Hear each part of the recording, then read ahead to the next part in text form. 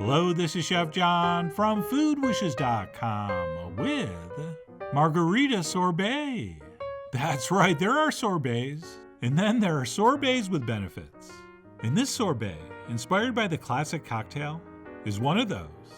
And besides being delicious and refreshing and easy to make, this also gives you a nice little low-key buzz, as there's just enough tequila to make you grin, but not enough to make you giggle. And to get started, the first thing we'll need is a whole bunch of very fresh, very fragrant, and hopefully very juicy limes. And the first and really only thing we need to prep would be our sugar syrup, which we'll do by adding 1 cup of white sugar to a saucepan, to which we will add the zest of 4 limes. And while you can use a grater if you want, I really like using one of these tools, which is literally called a zester, which is perfect for just removing that green part of the skin. But as I mentioned, if you don't have one of those, a microplane or grater will work, but you just have to be careful you're not getting any of the white pith, which isn't going to add any flavor, it's just going to add bitterness. And then what we'll do once we have 4 of those zested is go ahead and give this a stir and maybe the old shake-a-shake-a, so that all that zest gets coated in the sugar. And then what we'll want to do is let this sit out for at least an hour, and as that zest macerates in the sugar, it's going to very effectively draw out all that beautiful lime flavor. And while we're waiting, we can go ahead and juice our limes. And for this roughly 1 quart batch of sorbet we're making, we're going to need exactly 1 cup of freshly squeezed juice. And yes, it does have to be freshly squeezed. In fact, if you're even considering using some kind of lime concentrate, I'm going to have to ask you to turn off the video. And that's it. Once we have 1 cup of the good stuff squeezed, we can simply refrigerate that until needed. And once that's ready, assuming our zest is macerated in that sugar for at least an hour, we'll go ahead and add some nice cold fresh water to the pan, at which point we'll head to the stove and place this over medium-high heat, where we are definitely not going to cook this. Okay, all we're going to do here, besides stir it once in a while, is wait for this to get very hot and for that sugar to completely dissolve and the mixture become clear. And yes, some recipes will have you simmer this mixture for a while, but I think for this application at least, I think we just want to get this hot and dissolve the sugar. But I don't really want to cook that zest, which I think is going to change the flavor a little bit. So personally, I'm just cooking mine until it looks like this. And before it starts to simmer, I'm going to pull it off the heat, and then quickly but carefully strain it into a container.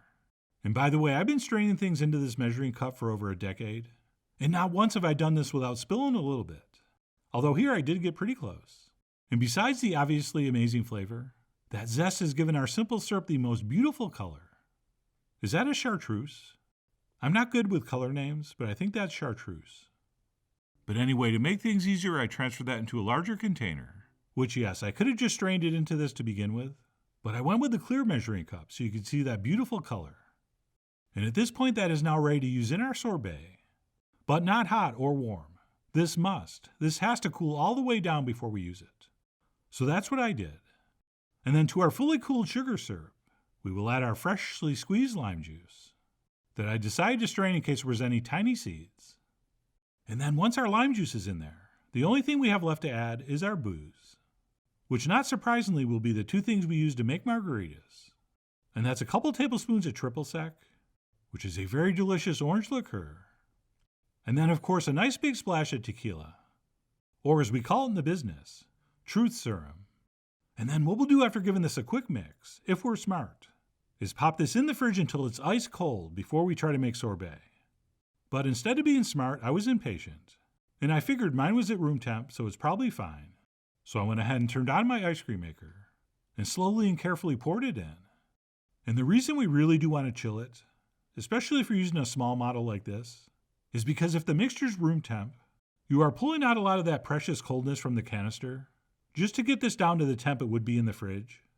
And you're taking a chance this mixture doesn't thicken before the liquid inside that canister is fully thawed.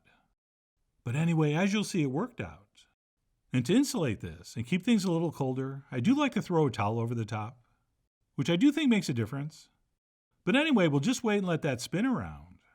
And at first, not much is going to happen. But then you'll notice it getting a little bit slushy. And then hopefully at some point, get very slushy. And at least as thick as this. And that's it. When it reaches this point, we will stop. And we will quickly transfer that into a container we're going to pop in the freezer. Which, as you can see by its frostiness, I actually kept in the freezer so it would be as cold as possible. Oh yeah, that makes a difference. And by the way, if you don't have an ice cream machine, listen very carefully. Simply freeze the mixture in ice cube trays, put the ice cubes in a blender, blend them up until your mixture looks like this, and then proceed as shown, and really no one will know the difference. But either way, we will lay some plastic over the top, and then pop on the lid, and we will transfer that into the freezer until fully frozen and firm. And I do recommend going overnight.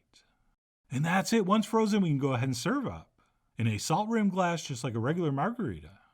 And one tip here, if you warm the scoop in your hand like this before you turn it out, you will get a perfect, beautifully smooth surface with no cracks. But if for whatever reason that doesn't work, just throw another half a scoop on top and keep moving. And that's it. I went ahead and finished up with a wedge of lime. And this Margarita Sorbet was ready to enjoy. And that, my friends, was absolutely spectacular, with what I thought was the perfect balance between the acidity and the sweetness and that little bit of booze. Oh, and yes, you can definitely add a pinch of salt to the sorbet mixture as well. But I'm not a huge salty margarita guy. So just these few grains I'm getting from the edge were the perfect amount for me. And as far as the texture goes, I could not have been happier with this. Right? Sometimes it's tricky when you're freezing things with alcohol, because as you might know, that's an antifreeze, which is why a lot of people drink when they ski. So sometimes boozy sorbets and ice creams can be tricky, but here I think we nailed it. And we had something that definitely froze firm enough, but was not icy and grainy. All right, this really did have a beautifully smooth mouthfeel. And no, I am not going to squeeze that lime onto this, since as I just said, I thought it was perfectly balanced. So I guess that was just for the pictures. But of course, taste is subjective, so if you want to squeeze a little extra on, go ahead. I mean, you are, after all, the Beyoncé of your Margarita Sorbet. And speaking of grade you, while I'm not recommending extra lime over the top, if you wanted this a little closer in flavor profile to an actual margarita, you could certainly drizzle over a little more tequila, like I did here in the name of science. Which reminds me, when you reach a certain level of status in the food world, there are certain things you're not allowed to do anymore, like put ketchup on French fries in certain type restaurants, or try to order a frozen blended margarita in a high-end bar.